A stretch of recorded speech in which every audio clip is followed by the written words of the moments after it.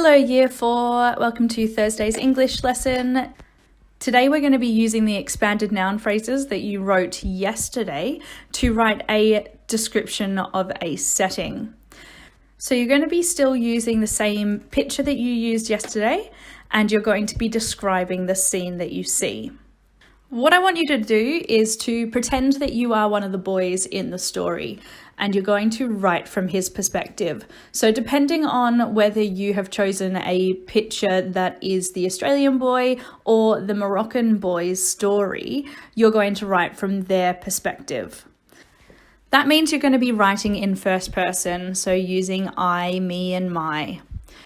It's up to you whether you use past or present tense. Whatever you choose, make sure you stick to the one that you have chosen. You're going to use fronted adverbials to link your sentences together to make sure that your paragraph flows nicely and it isn't just listing the things that you can see. I'd like you to try and use every single one of the noun phrases that you wrote yesterday. That way you're describing as much of the scene as you can. If you'd like to choose to add some more that you didn't use yesterday, that's absolutely fine as well. Lastly, I'd just like you to pay close attention to the fact that what we're writing today is a descriptive writing piece. We're not telling the story, we're describing the setting of the story. We're doing that in the context of the character, as if you're really there, but we're not carrying on and telling more of the story or adding any speech or dialogue between the characters.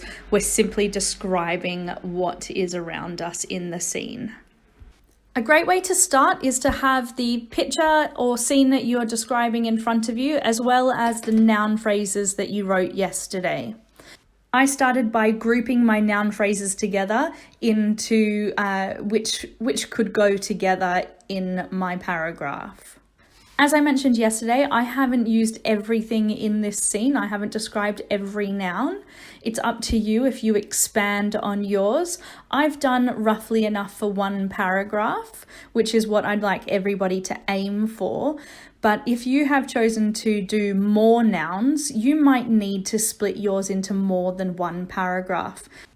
If that's the case for you and you're writing more than one paragraph, please do think carefully about when to change to your next paragraph. Before you get started, you might want to group your nouns into paragraph 1 and paragraph 2 so you know what you're describing and when, so you don't accidentally describe something in one part and then carry on talking about something else and go back to describing something that you'd already described. Now you have a rough plan of what you're going to write and in what order, you can start to think about how they're going to go together. To make your paragraph flow, use fronted adverbials to link one sentence to another and add extra detail about what you're writing. Before you get started, there's a waggle for you to have a look at so that you know what you're working towards. If you'd like to go and read it yourself, it is on the file that I have saved under today's lesson video on the website. This is my description of the scene of the boy at the Moroccan market with his father. At the small market in the centre of town, father had his huge orange carpet on his shoulder to try to sell, as well as some scruffy white sheep that were quite scared of all the noises. While he was haggling with an old man, I played with the hungry, carefree chickens who were wandering around nearby. Next to us, a busy woman was buying some spices from a kind-looking man with a huge array of multicoloured aromatic spices that smelt like the best meal I've ever had. Watching on curiously, a man with sunglasses and a brown sand coat was squatting next to the strange-looking devices he had for sale. Among them, I could see lots of phones of various shapes and sizes, 2 square black TVs with antennae on top, and an old chunky computer.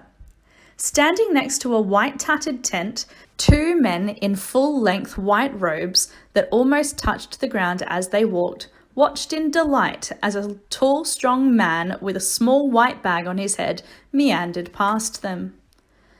As I left the chickens and went to ask my father about finally getting a computer like he had promised, I caught a glimpse of the bright, colourful vegetables on top of a thin blanket and thought how hungry I would be by the time we got home.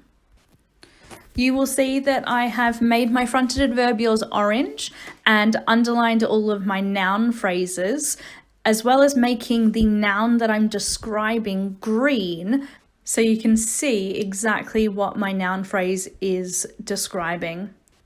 If you have a look closely at those fronted adverbials, which is everything that is underlined, you'll notice that I haven't simply used adjectives before my noun to create a noun phrase, but I've used quite a lot of information to describe everything around me in the scene. And you'll also notice that I haven't tried to tell any of the story. I'm just describing what's around me. So now it's time for you to have a go at writing your own. I've written one paragraph. I think everyone could write one paragraph. If you want to write more, that's fantastic. Once you've written your paragraph, perhaps you want to carry on and write more. That's absolutely fine. Tomorrow we're going to be doing something very different, so if you'd like to carry on this piece of writing, that's absolutely fine. It won't interrupt what we have planned for tomorrow. I would love to read some of your work, so once you've finished, if you'd like to email it to me or your teacher, we would absolutely love to read what you've been doing at home.